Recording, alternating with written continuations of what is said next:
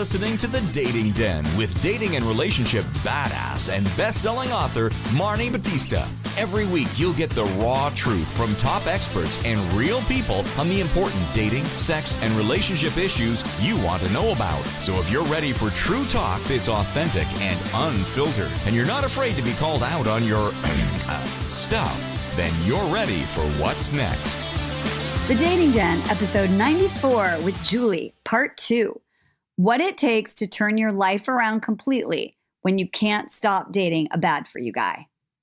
Ladies, welcome into the Dating Den. I am so happy to have a return visitor in the den.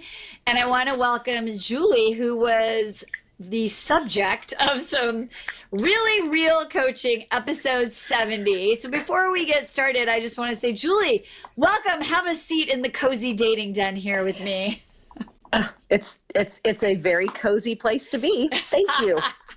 So it's kind of crazy. It just works out that it's about a year ago when we first spoke, and you were were you listening to the podcast like a lot when you first sort of wrote in and said I wanted some help, or what was going on for you right then?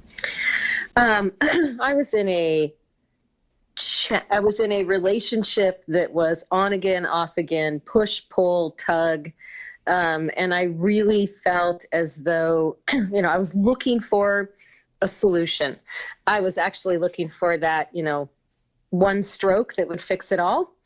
And had found your podcasts, and was listening to a couple of them and reached out for some more information and ended up here in the cozy den of dating with Marni.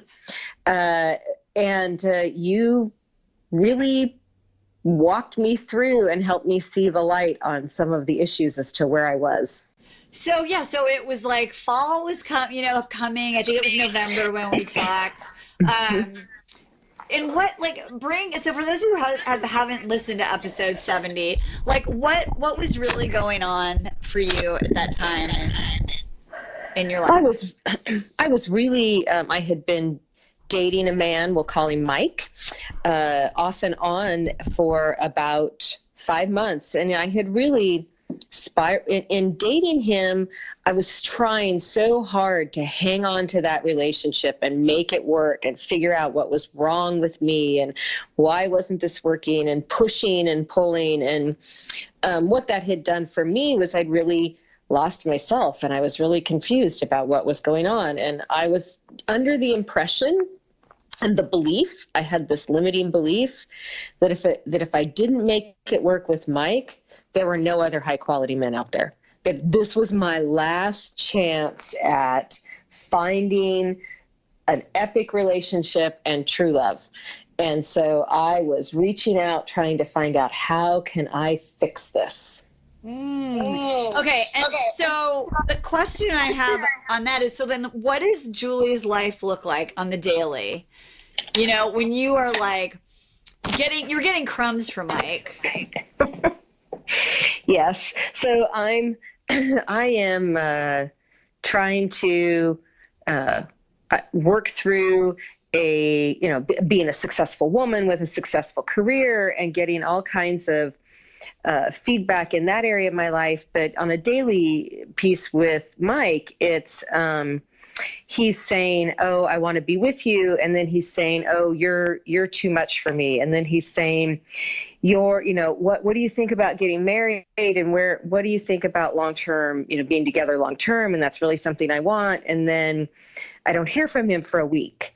And then he comes back and he's very distant and not connected. And then it was, I was just falling into this very challenging place of trying to figure, and I was pushing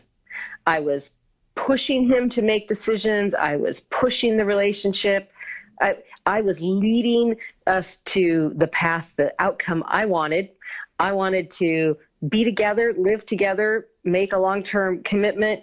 And I was really trying to lead us and push us in that direction. And sometimes he was there and sometimes he wasn't. And it was a very challenging roller coaster time for me. I struggled with depression. I struggled with highs and lows. And I just was, convinced that if this relationship didn't work, then that was it. I was never going to find one.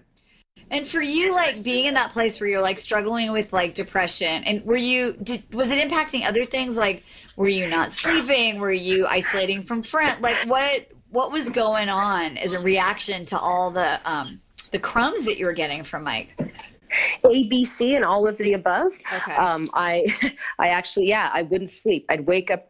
My whole world and thoughts became consumed with Mike and how do I make this work and what happens if this doesn't work. And so I wasn't sleeping, and I was isolating from friends, and I was stopping doing the things that really were important to me, like hiking and skiing and getting into the outdoors, spending time with friends. I would cancel plans if Mike decided he wanted to do something. I'd cancel my plans with everyone else and go running off with Mike. I was and he was traveling, and so I went to his house and like raked up all of his leaves for him in the fall. I was doing all these things for him and nothing for me. And so my health suffered, my mental health suffered. I was isolating from friends. It was a big downward spiral.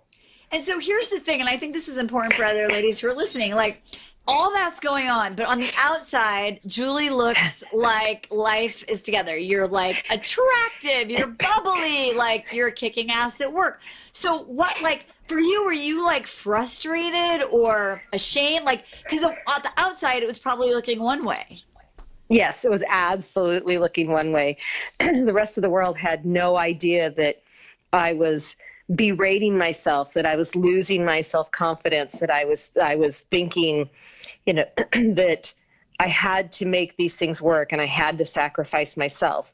The rest of the world was looking at me and saying, oh, and I remember people literally during this time frame saying things to me about what a great person I am and how, how attractive I am, or what a great friend I am, or how thankful they are that I'm in their life, or, what a great boss or mentor, and thanking me for things. And me looking at all of those pieces of positive energy coming at me and saying, yeah, okay, that can't be true, because if it was true, then things would be okay with Mike. I was judging myself by my inadequate relationship with Mike. Wow. So it was almost like all that positive reflection, right, was almost, you were like, well, that can't be true. Like, because the real barometer of my lovability, worthiness, whatever, is like, if I was all that shit, then Mike would be into me. Oh yeah. Yeah, it's exactly. That is everybody else's perception, and that perception can't be complete reality, because if it was, I wouldn't be alone. I'd be in an epic relationship. Yeah. Wow. So Julie, like, what was the crisis point? Because you were doing it for like 5 months. So a lot of the people that are listening are really good at coping and rationalizing and getting by and all that. So like, what was that moment for you in November where you're like, I can't? Like, did he do something? Oh, I think there was 3 or 4 things that happened in a row. We had planned a weekend trip. Weeks earlier, he had actually chosen the date and the activity. And he called me on Friday morning and canceled, with little to no explanation and no willingness, thinking, I don't want to leave. I don't want to go anywhere. I don't want to do anything. I had friends calling, wanting to go to a wine tasting or other activities, and realizing that I was missing out on life and letting someone else's actions take away my energy and my life, and thinking that, well, this doesn't feel good to me. It can't be attractive to anyone else either. And how do I get out of this? How do I get out of this pattern? How do I get out of this hole? And you walked me through. I had never talked to you before. Yep. And we got on the phone and you walked me through what I needed to say to Mike. And I have to tell you, I wrote it all down. I believed it, but it still took me another 2 months to actually have that conversation and make that phone call. Wow. And that's like, and here's the thing, and I want to talk about this in a second, is like, we have lots of people who listen and download this podcast, right? And they're like, oh my God, Marni, this is so amazing. Like, I'm totally gonna do it. I'm gonna say it. I'm gonna implement it. And then what happens is like life folds back in and all those default patterns prevent us from doing intellectually what we know we need to do. So was the conversation I told you to have like revolutionary, like, or did you kind of know you needed to do something like that? It was actually at that point in time, it was pretty revolutionary for, to draw a line in the sand and to draw it not in a negative way, but in a way that created opportunity for him to, step over the line, but not in a challenging way. And I had never approached a conversation with a partner regarding an issue like this in that way. It was always, this is what I need, give it to me. And so I was really scared to approach the conversation the way you had brought it forth because I was afraid of what the outcome would be. But it was definitely a game changer in not just in my relationship with Mike, but in how I viewed the relationship with Mike.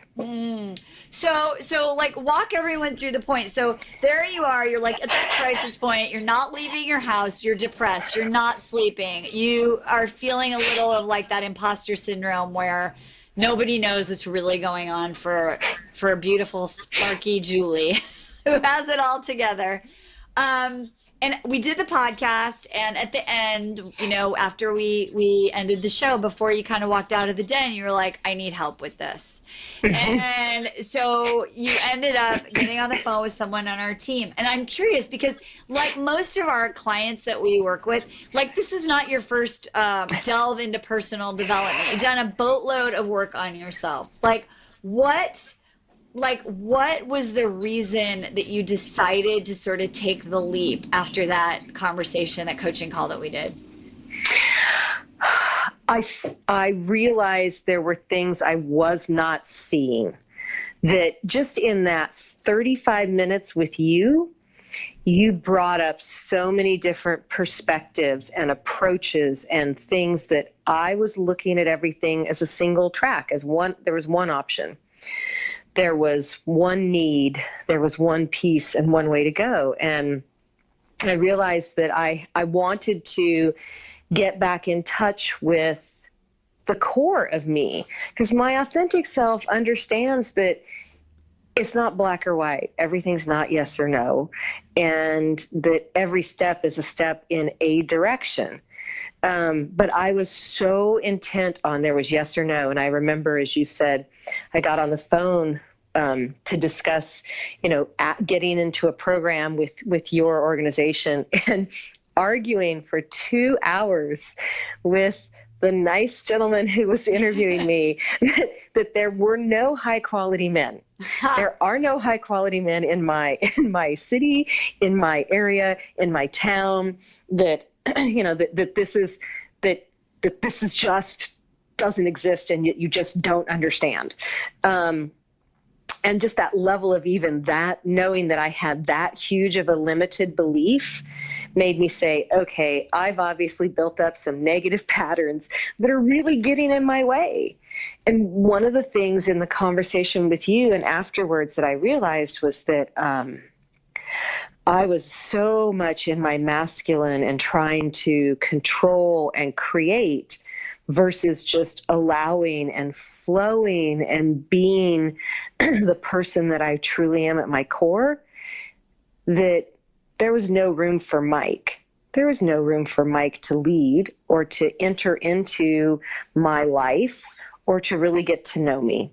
And so I realized that there was not just a single stroke of the pen that could solve my issue, and that I needed support and ongoing support.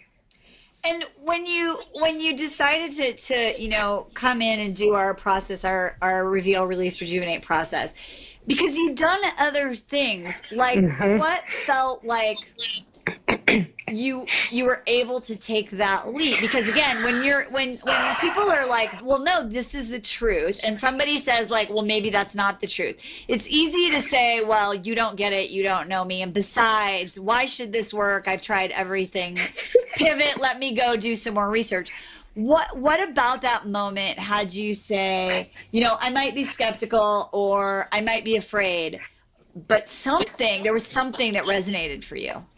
So I was both skeptical and afraid. First, the skepticism was exactly what you said. It's 8 weeks. I can invest 8 or 10 weeks, right? And at the end of this, I may just prove them wrong. I may just prove that my limited belief is true, and I can go on in my miserable world the way I am. And the other piece was just it made sense, Marni, that what I was really going to work on was not finding a man, but finding myself. And that what I was going to do was work on identifying who I really am and how to bring who I really am forward into my whole life, into my work life, into my family, and into the dating world, where the people I'm going to attract are people who see me because I'm going to let myself be seen. Oh my God, that's exactly what we do. That is so amazing. And I think that is a really big pivot, right? I always say, and you know this now, about asking high quality questions. And so instead of saying like, why are there no good men in my town? You were like, what is it that I'm not seeing that's causing me to not see or believe or have quality men come into my life? And that's a much more empowering place to start from. Yes. And the other piece that was a pivot for me and was the light switch coming on was realizing that there was no space for a man in my life, because I was so intent on having it the way I thought it was supposed to be. But then all this other work that I have done on myself was seminars or retreats. And it was, I went, I learned, I came out energized, and then real life came back into play. And the pieces that I had learned didn't stay with me long term.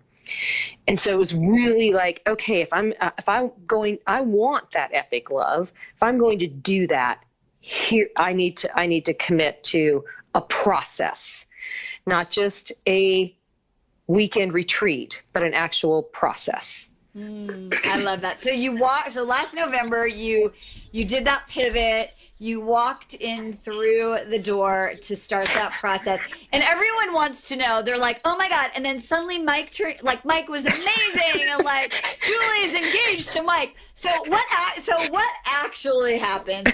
So what happened? You started to do this work, and what happened for you?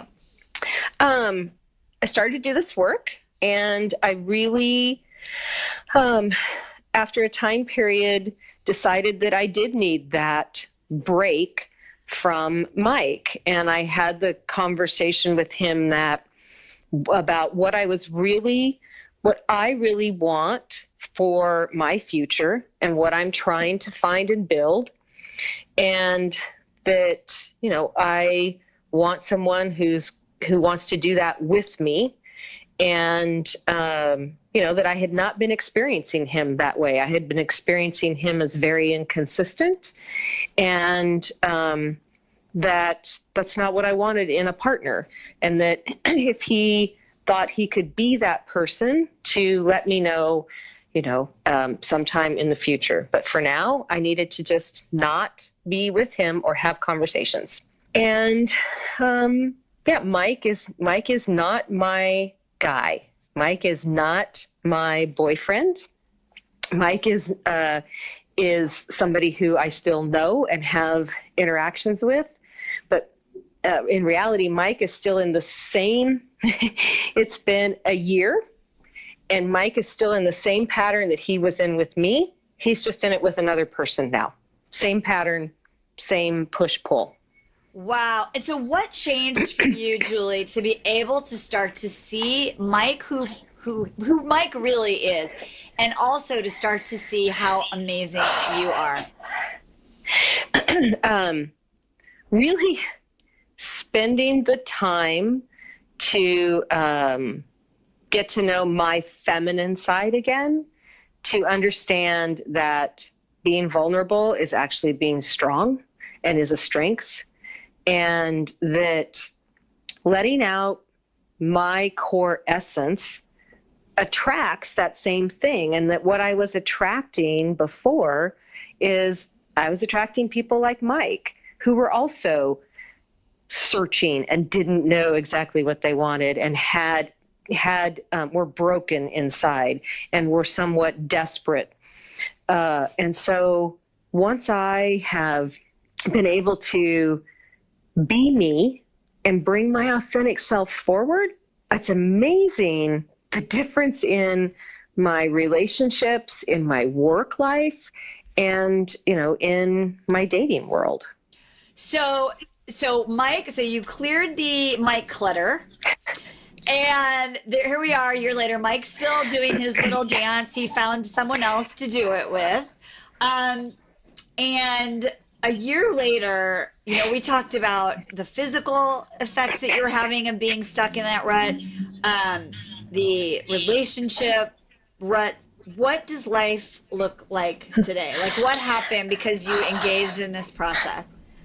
Well, if someone had told me a year ago that my life would be here where it is, I would have been not skeptical is not even the word. I would have been downright indignant that was not a possibility, and that they were just Pollyanna and, not to talk to me anymore.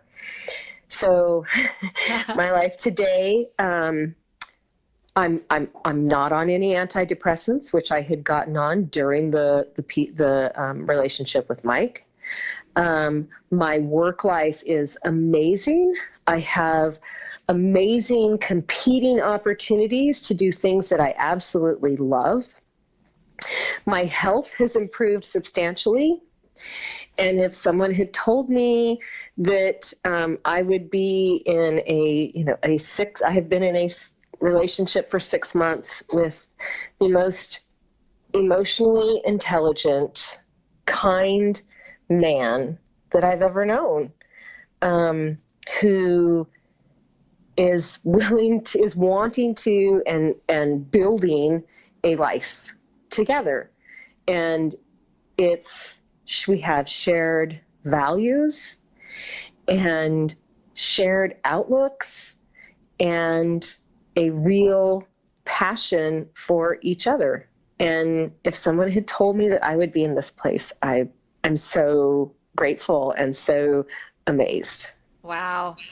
So first of all, congratulations. It's so amazing. It's so cool. And when you were dating, so what was different? So you had all these beliefs that were limiting you, and we put you through this process. We did the internal work, and you sort of hit the reset button, and you did it our way. Mm-hmm. You did dating, you did it our way, which is really important. You have to do it our way.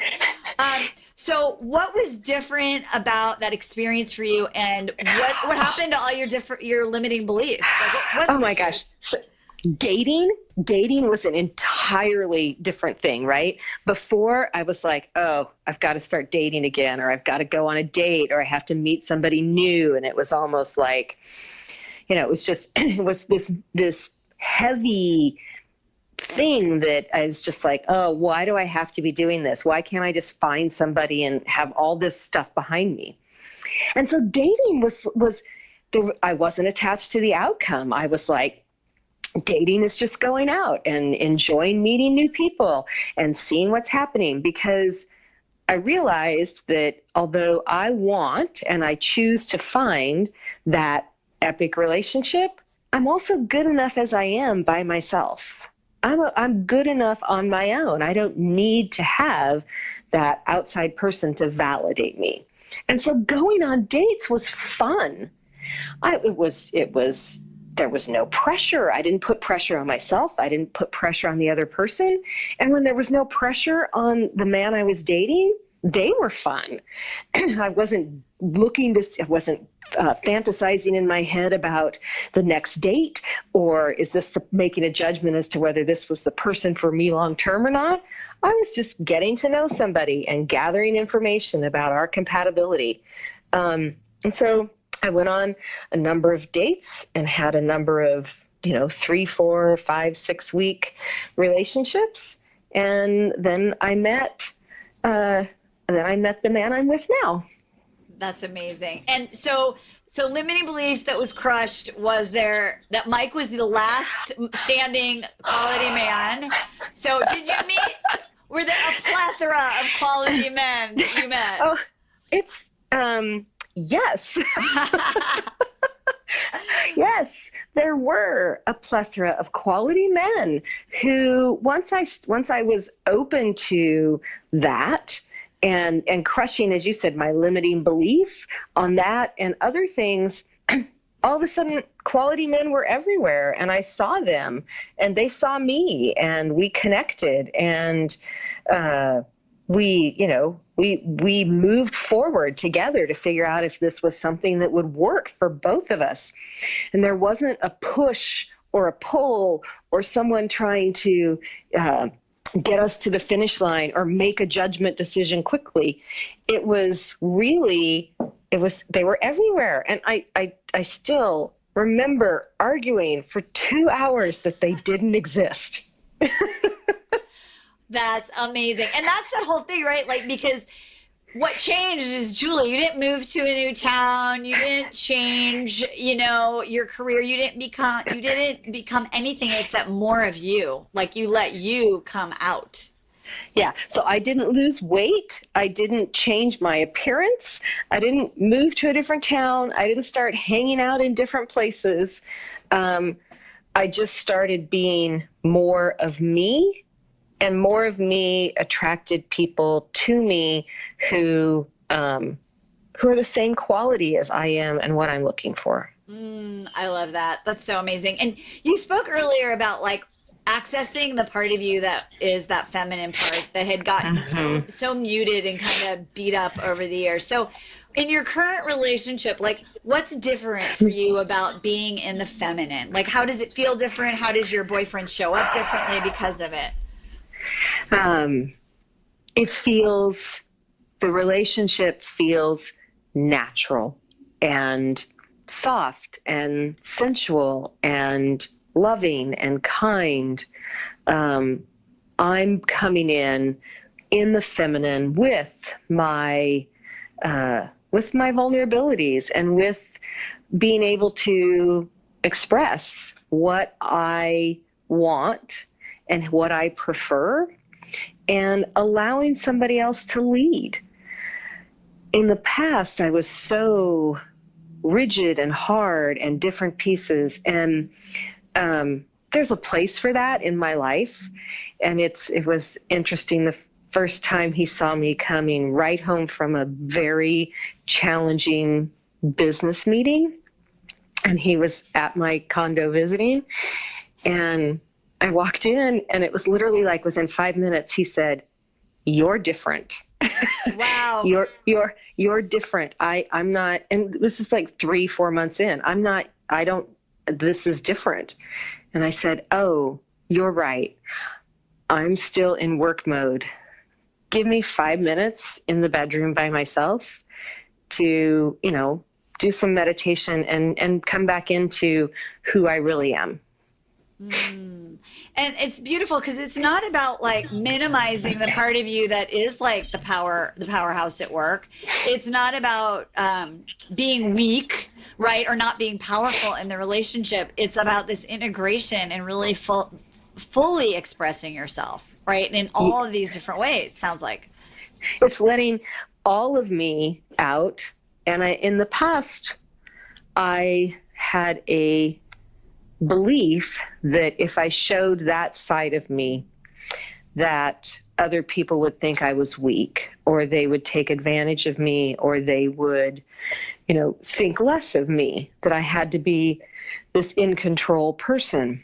And what I really embodied through all of this is that being that person actually shows my own inner strength, that I have the inner strength to be vulnerable and to let somebody to be sick and lay on the couch and let him take care of me, to share my emotions and my fears, and that those things really are part of me, and that when I can share all of me, then that's a real relationship, because then my partner actually gets to love all of me.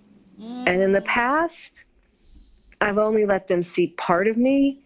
And so I've never had that epic love because I never opened up and let them love all of me.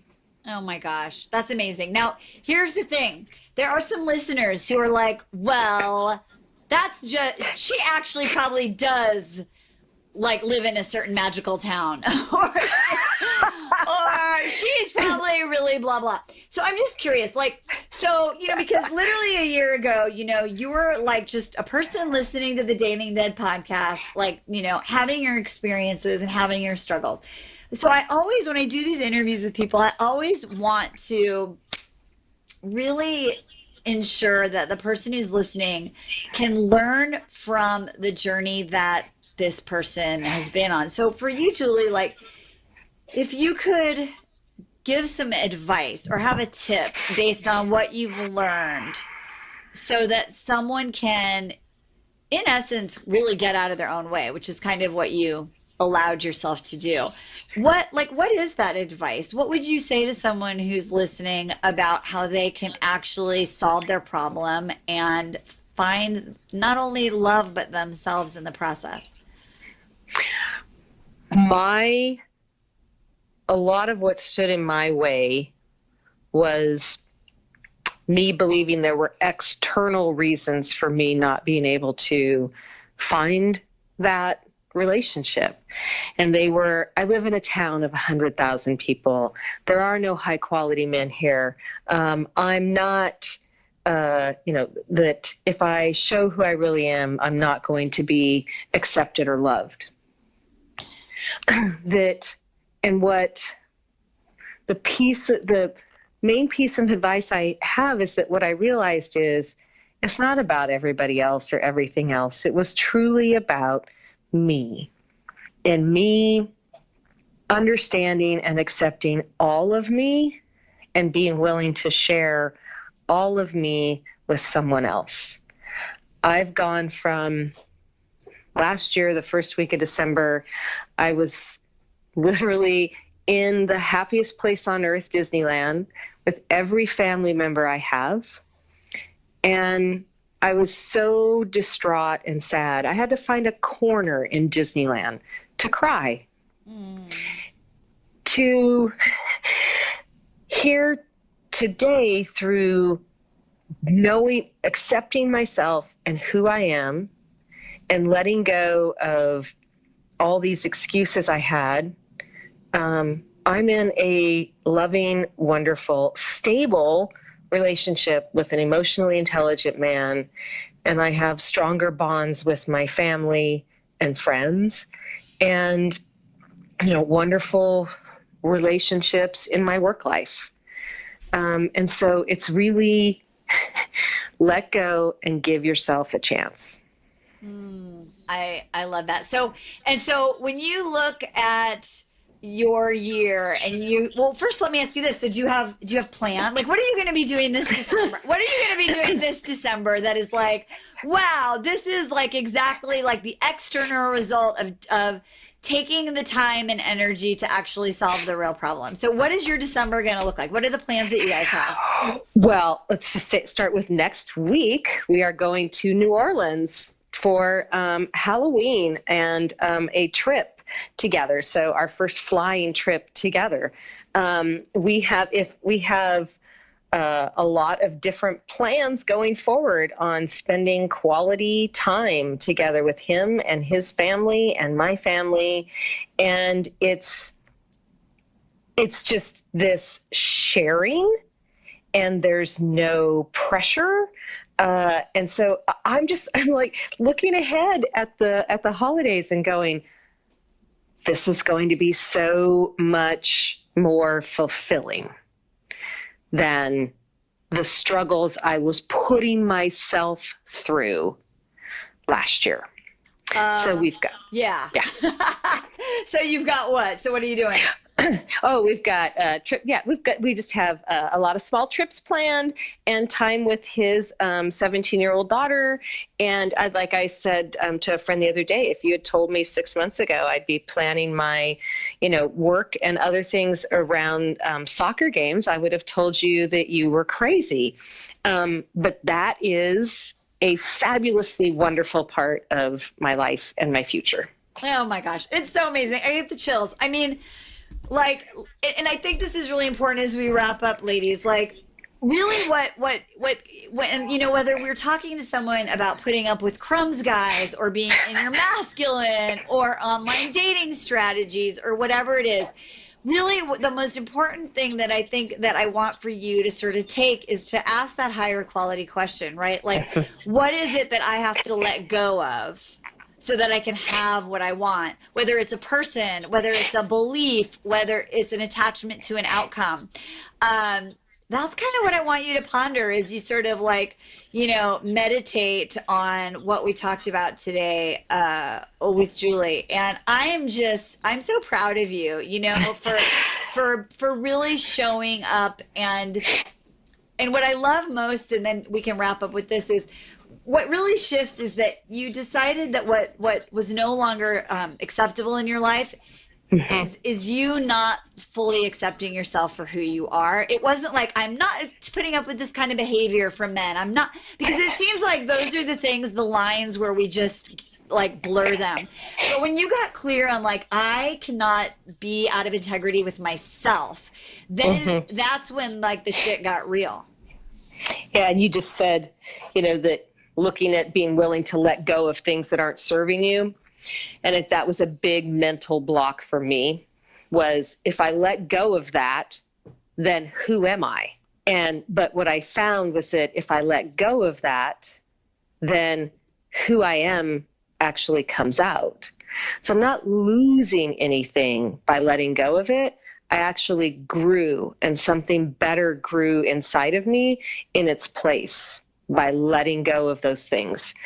But I was scary stuff to let go of those beliefs. And going through the process of doing that has opened up so many more opportunities for me that are so much more and so much better.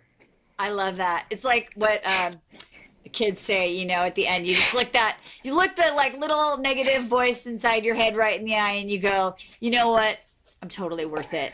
I'm worth it. I'm worth all the fear and the skepticism and being vulnerable and being open. And so I am super, super proud of you. I love that we got to work together. I love that we still get to work together as you unfold this part of your life. And on behalf of everyone who's listening, thank you for coming back and updating us all on what has happened since you let go of Mike. Thank you for the opportunity to be vulnerable. Oh, you're so good at it. I love it. All right, ladies, don't forget, whatever you do, date with some damn dignity, and we'll see you next time. Bye-bye.